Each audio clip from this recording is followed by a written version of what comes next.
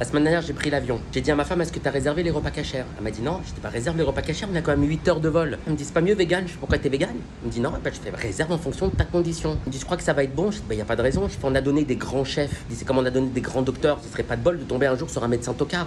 Elle me dit, oui, tout de même, souviens-toi, le docteur Cohen, la dernière fois, il avait confondu la gastro avec l'appendicite. Et c'est l'exception qui confirme la règle. Mais on prend l'avion, on décolle à 10h. À 11h, le steward, il nous apporte le menu. Quoi, le menu, une merveille. Ce qui était écrit sur le menu, ça nous mettait l'eau à la bouche. On aurait dit un repas de Nouvel An. Tout d'un coup, je vois qu'il commence à donner le menu à tout le monde dans l'avion. Je dis à ma femme, c'est bizarre, ça fait quand même beaucoup de repas cachers. Surtout qu'on n'allait pas en Israël. Pour une compagnie Emirates, ça fait beaucoup de cachers quand même dans l'avion. 11h, 11h15, il arrive, le steward, à notre hauteur, il dit Family Gate. Je fais oui, votre meal.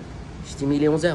Il dit yes, but en anglais, il nous dit les repas, quand c'est des repas comme ça exceptionnels, sont servis avant tout l'avion. Maintenant, l'avion, c'était un Boeing 740, 700, je sais pas combien, 872.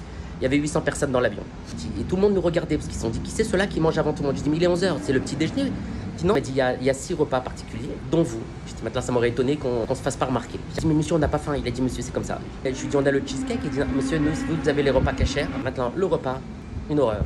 Dégueulasse. Pas rillettes de saumon, des pâtes visqueuses. Non, t'as jamais vu ça. Ça veut dire, on a nos repas pour que plus jamais on aille ailleurs qu'en Israël.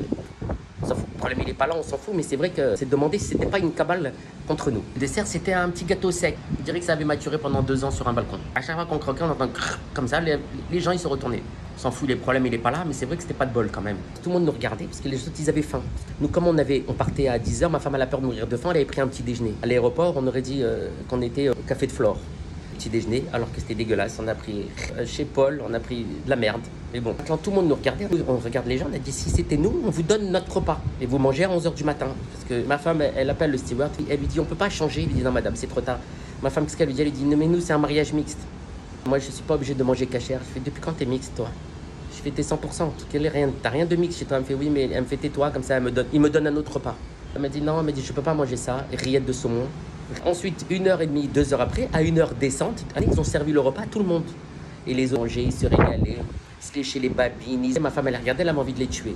Calme-toi, j'ai dit, c'est pas grave. Si on a un repas dans notre vie qui est pas bon, on se rattrapera sur les suivants. Arrivé au goûter, Family Gate, je fais yes. Ma femme me fait non. J'ai dit, si, Gate. Je me fais non, ne dis pas Gate, sinon ils vont te donner encore le repas caché. Dans le goûter, cette fois-ci, au lieu que ce soit les rillettes de thon, je sais pas quoi, c'était des rillettes de saumon. Ma femme, elle avait envie de pleurer. Une femme, elle lui a dit, senti que ma femme, elle était pas bien. Elle lui a dit, vous voulez un peu de notre goûter? Ma femme, ils avaient un gâteau, une pâtisserie. On laisse lui le gâteau. Elle me dit, non, mais j'ai faim. Elle m'a dit, la prochaine fois, ma femme, je prends plus les repas cachers. Elle m'a dit, de toute façon, les lois de la religion, elle m'a dit, ne s'appliquent pas dans les airs. Je sais pas, l'hôtel a inventé une loi. On demandait d'où on venait, qui on était pour être servi avant. Au début, ils ont cru qu'on était des émirs, parce qu'on est un peu basanés de là où on allait.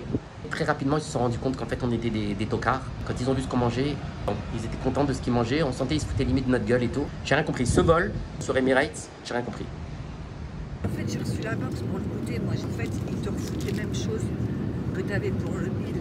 T'as des rillettes de saumon. T'as la même, mais c'est des rillettes de thon. C'est cachère. Cachère, mais je m'en fous là. Chaque fois végétarien. You have another rillettes thon. I want Randy. Je suis pas français. Ah, pardon.